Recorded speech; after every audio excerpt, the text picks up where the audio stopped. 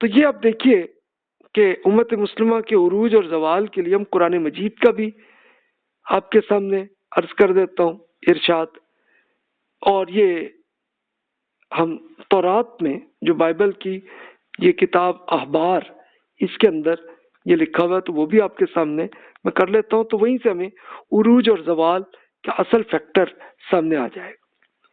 قرآن پاک میں وَإِذِ ابْتَلَىٰ إِبْرَاهِيمَ رَبُّهُ بِكَلِمَاتٍ فَأَتَمَّهُنَّ قَالَ إِنِّي جَاعِلُكَ لِلنَّاسِ إِمَامًا قَالَ وَمِن ذُرِّيَّتِي قَالَ لَا يَنَالُ عَهْدِ الظَّالِمِينَ۔ یاد کرو کہ جب اللہ نے ابراہیم علیہ السلام کو چند امتحانات سے آزمایا اور وہ اس میں پورے اترے، تو انہوں نے عرض کیا کہ پھر اللہ تعالیٰ نے فرمایا کہ میں تمہیں انسانوں کو امام بنانے والا ہوں۔ تو ابراہیم علیہ السلام نے عرض کیا اور کیا میری اولاد سے بھی یہی وعدہ ہے؟ فرمایا کہ میرا وعدہ ظالموں سے متعلق نہیں ہے۔ یعنی اب وہ ابراہیم علیہ السلام کو اللہ تعالیٰ نے ایسا عروج بنایا تھا کہ جس کو میں نے ابراہیم ملینیم کہا ہے، 2000 B C to 1000 B C, کہ کیسا انہوں نے اللہ تعالیٰ کا میسج پوری دنیا کے ہر علاقے تک پہنچایا۔ اچھا، پھر انہوں نے یہ پوچھا تھا کہ بھی اللہ کہ میری اولاد پہ بھی یہ چلے گا سلسلہ؟ تو اللہ تعالیٰ نے کہا کہ نہیں، ظالموں پہ یہ نہیں ہوگا، جو نیک ہوں گے ان پہ ہوگا۔ تو اب یہ دیکھیے کہ عروج تب ہوا ان کا، اور جو زوال ہے وہ بتایا کہ جو ظالم ہے، کہ جو اللہ تعالیٰ کے دین کو ریجیکٹ کرتے رہے۔ اچھا، اس کی ڈیٹیل آپ کو بائبل میں ملے گی کہ ابراہیم علیہ السلام کی اپنی اولاد اس میں دو حصے بن گئے، بنی اسرائیل اور بنی اسماعیل۔ بنی اسرائیل وہ ہیں حضرت اسحاق علیہ السلام کی اولاد تھے، اور بنی اسماعیل ہیں کہ حضرت اسماعیل علیہ السلام کی اولاد تھی، جس میں رسول اللہ صلی اللہ علیہ وسلم پیدا ہوئے تھے۔ تو یہ دیکھیے کہ بائبل میں ڈیٹیل آتی ہے کہ اگر تم میری شریعت پر چلو گے اور میرے احکام کو ماننے میں محتاط رہو گے تو میں تمہارے لیے بروقت بارش برساؤں گا، زمین میں اپنی پیداوار دے گی اور میدان کی درخت اپنے پھل دیں گے۔ تم اپنے ملک میں حفاظت سے بسے رہو گے اور میں ملک میں امن بخشوں گا۔ تم سو گے اور کوئی تمہیں پریشان نہ کرے گا۔ تمہارے 5 آدمی 100 کو اکھاڑ پھینکیں گے اور تمہارے 100 آدمی 10,000 پر غالب آئیں گے۔ اور اگر تم میری نہ سنو گے تو میرے عہد کی خلاف ورزی کرو گے تو میں ناگہانی دہشت، گھلا دینے والی بیماریوں اور بخار تم پر بھیجوں گا جو تمہاری بینائی سلب کر لیں گے اور تمہاری جان لے لیں گے۔ تم بیکار بیج بوگے کیونکہ ان کا پھل تمہارے دشمن کھائیں گے۔ میں تمہارا مخالف ہو جاؤں گا اور تم اپنے دشمنوں سے شکست کھاؤ گے۔ میں تمہارے اوپر آسمان کو لوہے اور نیچے زمین کو کانسی کی بنا دوں گا، یعنی تمہیں ان سے فائدہ حاصل نہ ہوگا۔ زمین تمہیں پیداوار نہ دے گی اور نہ ملک کے درخت تمہیں فائدہ دیں گے۔ میں تمہارے شہروں کو کھنڈرات میں تبدیل کر دوں گا، تمہیں قوموں میں منتشر کر دوں گا۔ تم اپنے دشمنوں کے ملکوں میں رہو گے۔ جب تک وہ دشمنوں کے ملک میں رہیں گے میں ان کو بالکل مسترد نہ کروں گا اور نہ ہی ان کے ساتھ ایسی نفرت کروں گا کہ ان کے ساتھ اپنے عہد کو توڑ کر انہیں فنا کر دوں۔ میں خداوند ان کا خدا ہوں۔ اس کو دیکھیں پریکٹیکلی، آپ بنی اسرائیل کی ہسٹری تو پڑھ چکے ہیں پہلے، اور بنی اسماعیل کی ہسٹری اب ہم پڑھ رہے ہیں۔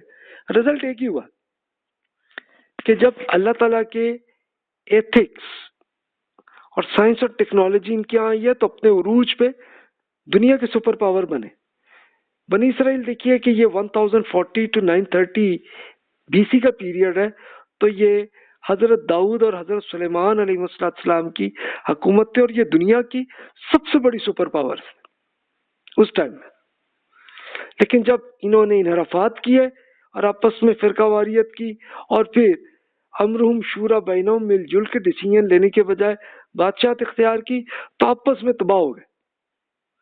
آج بھی بنی اسرائیل کے لوگ زندہ ہیں، اسرائیل ملک میں ہیں، لیکن اللہ تعالیٰ نے قرآن پاک میں یہ بتا دیا تھا کہ بھی اپنے اللہ تعالیٰ کے نبیوں رسولوں کا انہوں نے انکار کیا، خاص طور پہ حضرت عیسیٰ علیہ السلام اور محمد رسول اللہ صلی اللہ علیہ وسلم کا، تو پھر یہ حضرت عیسیٰ علیہ السلام کے پیروکاروں کے ان کے انڈر ہی رہیں گے، اور آج بھی ہے، آج بھی امریکہ کے انڈر ہے۔ اچھا، بنی اسماعیل کا حال کیا رہی کہ انہوں نے رسول اللہ صلی اللہ علیہ وسلم کے قرآن اور سنت کے مطابق اور ایتھکس کے مطابق عمل کیا، تو کیسا عروج آیا کہ کہاں سے کہاں تک آپ تاجکستان سے لے کے اسپین تک کی حکومت بن گئی آپ کی۔ لیکن پھر جب انہوں نے ایتھکس کو چھوڑا، فرقہ واریت پہ آئے اور آپس میں کی اور بادشاہتیں بنائیں، تو پھر مسلسل زوال ہے۔ اور پھر یہ جیسے بائبل میں آیا کہ بھی تمہیں قوموں میں منتشر کر دوں گا، تو بنی اسرائیل کا بھی یہ ہوا، یعنی ہوا یہ کہ جہاں جہاں مختلف ایریاز میں تھے، یورپ میں تو خود ہٹلر نے کیسا ان کو مارا، اور پھر یہ کچھ تو فلسطین میں آ گئے، کچھ امریکہ میں، اور سیم بنی اسماعیل کے لوگ جو ہیں وہ عرب میں ہیں، لیکن بہت سے ان کے لوگ یورپ اور امریکہ میں رہ رہے ہیں، امیگریشن کر چکے۔ تو یہ دونوں امتوں کا رزلٹ یہی ہے، باقی فیصلہ آپ خود کر لیجئے۔ تو اب یہ دیکھیے کہ یہ یاد ہوگا کہ یہ جب ہم نے ایکسل ایج کہی تھی کہ جب یہ علم بہت پھیلا تھا دنیا میں، 1000 BC to 30 CE کا پیریڈ تھا، کہ جب انبیاء کرام علیہ السلام بنی اسرائیل کے میں بہت آ رہے تھے۔ ابراہیم، اسحاق، لوط، یعقوب علیہ السلام کا پیریڈ 2000 to 1800 BC کا تھا۔ یوسف علیہ السلام کا 1800 to 1400 میں انہوں نے ایجپٹ میں آ کے وزیر اعظم بنے، اور وہاں سے پھر ان کی نسل یہ 400 سال بڑے سکون سے رہی، کہ وہ اس زمانے کا امریکہ تھا جو ایجپٹ تھا اس زمانے۔ پھر بحران جب آئے ان میں، کہ جب وہ پرابلمز میں آئے 1400 to 1200 BC میں، تو اس وقت حضرت موسیٰ اور ہارون علیہ السلام کے ذریعے ان کو آزادی بھی حاصل ہوئی، اور پھر بنی اسرائیل کا وہی فلسطین میں عروج کا پیریڈ ہے 1040 to 930 BC، جو طالوت رحمۃ اللہ علیہ، داؤد اور سلیمان علیہ السلام کی حکومت رہی، یہ پورے عروج میں ہے۔ تب ٹیکنالوجی اب پڑھ چکے ہیں کہ آئرن ایج تب بنی ہے، تب آئی ہے دنیا میں، کو لوہے کو استعمال کرنا یہ داؤد علیہ السلام نے سکھایا تھا۔ دریائے فرات سے لے کے دریائے نیل تک کی حدود ان کی تھی، اور اس زمانے کے سمندری اور ہوائی جہاز بھی بنا لیے تھے انہوں نے، کہ وہ کچھ منٹ میں، گھنٹے میں کتنا لمبا سفر کر لیتے ہوتے تھے۔ مسجد اقصی بنی تھی اور آج بھی یروشلم میں موجود ہے، اور سیکریٹریٹ بھی یہ حضرت سلیمان علیہ السلام نے بنایا تھا، اور آج بھی اس کے پرانے اثرات آپ کو یروشلم میں ملتے ہیں۔ پھر انحرافات ہوئے تھے ان میں، تو 600 BC to 70 CE میں پھر جوتے بھی پڑتے رہے۔ یہ ایسے ان کی الگ الگ حکومتیں بنی ایک دوسرے۔ اب آپ یہ دیکھیے کہ کتنی ہمارے ہاں یہ زوال جیسے بنی اسرائیل پہ آئے، سیم بنی اسماعیل کے ہاں بھی آئے، کہ رسول اللہ صلی اللہ علیہ وسلم کے بعد اپنے عروج کا پیریڈ آیا، لیکن پھر جب یہی حرکتیں ہوئیں تو پھر زوال بھی آیا ایسا۔ اچھا، وہ اس پہلو سے بھی آپ ذرا دیکھیے گا، یہ جو پچھلے لیکچرز میں تھا کہ ایکسل ایج میں یہ ہوا تھا کہ بنی اسرائیل کے ہاں جو ہوا، سیم ہمارے ہاں بھی ہوا، کہ 2 سلطنتوں کی علیحدگی ہوئی تھی، اور پھر شمالی سلطنت اسرائیل کے بادشاہ اخیب نے تو یہ حرکت کی تھی کہ مشرک شہزادی ایزبل سے شادی کی تھی، اور پھر شرک کا دیوتا کا مندر بنایا اور شرک کی باقاعدہ دعوت ہوئی۔ تو اس وقت اللہ تعالیٰ کے انبیاء کرام علیہ السلام، حضرت الیاس، الیسع، عاموس اور ہوسی علیہ السلام، انہوں نے توحید پھیلاتے رہے، لیکن ان کے پھر بھی کچھ لوگ ایمان لے آئے، کچھ نہیں لائے، تو پھر رزلٹ بھی ہوا ان کا۔ اور پھر جنوبی سلطنت یہودا تھی جو یلو کلر کی ہے، تو یہاں پہ انحرافات ہوئے اور شرک اور بد اخلاقی ان کے یہاں بھی ہوئی تھی، تو وہاں پہ انبیاء کرام میں حضرت یسیع اور یرمیہ علیہ السلام، انہوں نے پورا سمجھانے کی کوشش کی لیکن نہیں مانے یہ. تو دیکھیے کہ پورا اشوری قوم یہ عراق سے آئی تھی اور انہوں نے پہلے 722 BC میں تو پہلی انہوں نے یہ جو آپ کی یہ جو شمالی سلطنت ہے اس کو تباہ کیا، پھر جنوبی سلطنت یہودا اس کو تباہ کر دیا. تو ان کو سب کو تباہ کرتے کرتے ان کو پھر پوری دنیا کے جو بچے تو پوری دنیا میں ادھر ادھر پھیل گئے. تو یہ بابل کی غلامی ہوئی ہے کہ ان کو بابل کیا عراق کا تھا تو وہاں ان کو غلام بنا کے رکھا ہوا تھا اور وہاں حزقیل اور دانیال علیہ السلام نے دعوت دیتے ہوئے ان کو ٹھیک کیا. اور پھر جا کے ان پہ ایک یہ ہوا تھا کہ سائرس اعظم جن کو ذوالقرنین قرآن پاک میں ان کا ذکر ہے، تو یہ ایران کے بادشاہ تھے، ان کی حکومت اور انہوں نے ان کو آزاد کیا تھا. اور پھر عزیر علیہ السلام کی دعوت کو قبول کیا تھا انہوں نے اور تورات کو دوبارہ پھیلایا تھا.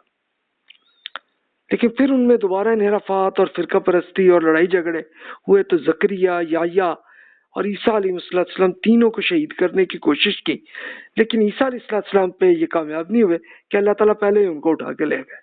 اور اس کے بعد سے یہ مسلسل انتشار کے تحت عیسیٰ علیہ السلام پر ایمان لانے والوں کے انڈر ہی رہے ہیں آج تک. تو یہ ان کا رزلٹ تھا جو پڑھ چکے. اچھا، اب اگلا سٹیپ قرآن پاک میں ذکر ہے، فرمایا کہ حتی اذا فتحت یأجوج و مأجوج وہم من کل حدب ینسلون، کہ یہاں تک کہ وہ وقت آ جائے گا کہ جب یاجوج اور ماجوج کھول دیے جائیں گے اور وہ ہر بلندی سے پل پڑیں گے. یہ تو قرآن پاک میں. اچھا، بائبل میں بھی آتا ہے. اب یہ یاجوج ماجوج آپ کے ذہن میں وہ ہوگا یہ کون لوگ ہیں، تو یاد ہوگا کہ جب ہم نے حضرت نوح علیہ السلام کے زمانے سے جو ہسٹری پڑھی تھی 70,000 BC سے 2020 تک کی سی تک کا جو پیریڈ آج تک کا ہے، تو اس میں یہ یاد ہوگا کہ حضرت نوح علیہ السلام کے 3 بیٹوں جو تینوں بڑے ایمان لائے تھے، تو ان تینوں کی الگ الگ نسلیں جو ہے پوری وہ قوم بن گئی تھی، جس میں حام تھے. ان کو افریقہ کے ایریا میں رہنے کے لیے کہا گیا تھا، تو وہ افریقہ گئے تھے اور افریقہ میں یہ سپر پاور تھے اس زمانے میں. یہ 10,000 to 1270 BC کا زمانہ ہے، تب ان کی حکومت تھی اور یہی فرعون تھے. ابھی اس کے آثار آپ کو ایجپٹ میں ملیں گے. یہ وہ ہے. پھر دوسری قوم تھی وہ سام، ان کے لیے عراق جو دجلہ و فرات کے ایریے میں سیٹل ہوئے تھے، اور وہیں پہ محمد رسول اللہ صلی اللہ علیہ وسلم کی دعوت انہی پہ پہنچی تھی، بلکہ ابراہیم علیہ السلام اسی کے تھے، اور پھر بنی اسرائیل بھی اسی میں اس کے سارے انبیاء کرام آئے، اور پھر محمد رسول اللہ صلی اللہ علیہ وسلم بھی ابراہیم علیہ السلام کی نسل میں سے تھے. تو یہ لوگ سپر پاور بنے رسول اللہ صلی اللہ علیہ وسلم کے آنے سے لے کے آنورڈ. بلکہ اس سے پہلے بنی اسرائیل بھی ابراہیم علیہ السلام ہی کی یہ سامی نسل تھی، تو وہ عروج پہ آئے. اس کے بعد پھر تیسرے بیٹے یافس تھے، تو ان کو ایریا دیا گیا تھا آرمینیا، جس کو ہم کیسپین سی جسے کہتے ہیں، یا بلیک سی بھی، یہ بالکل وہ ایریا آتا ہے. تو یہاں پہ ان کو کہا گیا تھا، تو یہی لوگ پھر انہی کی کچھ حصے ان کے نکل کے، تو اسی میں اب یہ بائبل میں آتا ہے کہ یاوان پہ پہنچے. یاوان اصل میں جاپان تھا. مسک یعنی ماسکو، توبل یہ بالسک یہ بھی رشیا کا ہے، تو ادھر پہلے تھے. تو یہی اب انہی میں سے 2 بادشاہ گزرے، ایک کا نام یاجوج تھا، ایک کا نام ماجوج تھا. تو اس سے یہ اندازہ ہوتا ہے کہ یہ یاجوج ماجوج کوئی ایسی مخلوق نہیں ہے کہ جو چھپے ہوئے ہیں دنیا میں، بلکہ یہ یافس رحمت اللہ علیہ کی اولاد ہے. اور ان کی اب بائبل میں ہمیں جو پتہ چلتا ہے کہ یہ آرمینیا سے لے کے ہر طرف پھیلے تھے، تو اس سے اب ہمیں یہ پتہ چلا کہ انہی میں سے جو محمد رسول اللہ صلی اللہ علیہ وسلم پہ ایمان لائے وہ یہ خراسانی تھے. خراسان میں جو آپ کا ازبکستان، تاجکستان، افغانستان یہ ایمان لائے تھے. تو دیکھیے 860 عیسوی کیلنڈر سے اب دیکھیے، تو ان کی حکومت رہی ہے. اصل میں یہ سپر پاور تھے. یعنی اب یہ یاجوج ماجوج کا عروج آنا شروع ہوا جو قرآن پاک میں آیا کہ کھول دیا جائیں گے اور ہر بلندی سے پل پڑیں گے. تو عام طور پر لوگ تو یہ یاجوج ماجوج بڑا منفی انداز میں کہتے ہیں نا کہ یہ تو بڑے منکر کوئی قوم ہے. ضروری نہیں، ان میں سے بہت سے لوگ ایمان لائے، بہت سے لوگ نہیں لائے. تو جو ایمان لائے ان کو پہلے وہاں سے ان کو وہ سپر پاور بنے ازبکستان افغانستان کے ایریے سے. اس کے بعد پھر یہ دیکھیے ترکی مسلمان جو ہے یہ بھی یاجوج ماجوج کی نسل ہے کہ یہ جو آرمینیا ہے یہ اسی کا حصہ ہے. وہیں پہ حضرت نوح علیہ السلام کا جو جہاز ہے وہاں پہ اسی کے فوسل ہے. 1515 to 1924 ان کی یہ سپر پاور رہے ہیں دنیا کے. پھر انہی یاجوج ماجوج ہی کی نسل ہے جو یورپ میں آ کے سیٹل ہوئے تو یہ سپر پاور بنے 1750 to 1945 تک. اس کے بعد پھر امریکہ اور رشیا 1945 سے لے کے آج تک یہ سپر پاورز ہیں تو یہ بھی وہی یاجوج ماجوج ہی کا حصہ ہے. اور اب چائنا کے عروج کا آغاز بھی شروع ہو گیا 2005 سے لے کے آنورڈ تو یہ بھی یاجوج ماجوج ہی کی نسل ہے. یعنی ایک ایک حصہ سے آتے آتے یہ آ رہے ہیں. اس میں ان میں اہل ایمان بھی یاجوج ماجوج تھے جو تاجکستان ازبکستان ترکی یہ لوگ تھے وہ ایمان لائے. اور پھر اسی طرح عیسیٰ علیہ السلام پہ ایمان لا چکے تھے یورپ اور امریکہ اور رشیا والے تو وہ بھی یاجوج ماجوج ہی نسل سے تو وہ آئے. اور اب چائنا والوں کا اور خود انڈیا اور پاکستان میں بھی دیکھ لیں تو آپ خود اپنی شجرے کو خود آپ سرچ کر لیجئے تو پتہ چلے گا کہ ہم بھی یہ خراسانی مسلمانوں کی ہم ہیں نسل. تو اس لیے ایکچولی ہم بھی یاجوج ماجوج کی نسل بنتے ہیں. تو اس کو خود چیک کر لے. اگر آپ کو برا لگ رہا ہو تو میں معذرت کروں گا. تو یہ ورنہ لوگ اس کو منفی انداز میں کہتے ہیں حالانکہ یہ کوئی برے لوگ نہیں تھے بلکہ حضرت نوح علیہ السلام کے بیٹے یافس رحمۃ اللہ علیہ کی نسل ہے. تو اس میں سے ٹھیک ہے کچھ اہل ایمان وہ اپنے عروج پہ آئے ہیں تو ایک ایک کر کے وہ اللہ تعالیٰ ایک ایک لائن میں ایک قوم کو عروج دیتے ہیں پھر زوال ہوتا ہے تاکہ دوسرے کو ملے. تو یہ ایک پورا ایک امتحان چل رہا ہوتا ہے. یعنی زندگی یہی ہے. تو جناب یہ اسٹڈی تھی جو ہم نے کی تو اس کو جو بھی کوشچنز ہیں بلا تکلف ای میل کر لیجئے تو اس کی ہم اسٹڈی کنٹینیو رہے گی. اگلے لیکچرز میں ہم انشاءاللہ دیکھیں گے کہ کون کون سے علوم مسلمانوں کے ہاں پھر ڈیولپ ہوئے جس میں علوم القرآن سے ہم سٹارٹ کریں گے. حدیث کی اسٹڈی کیسے ہوئی، فقہ کیسے ڈیولپ ہوا اور پھر یہ سوشل سائنسز اور پھر نیچرل سائنسز کی ہم بھی اسٹڈی کریں گے انشاءاللہ. اور پھر تصوف کی بھی اسٹڈی کریں گے. تو یہ اگلے لیکچرز کا ٹاپک ہوگا. تو جناب جزاک اللہ خیر، محسن الجزا.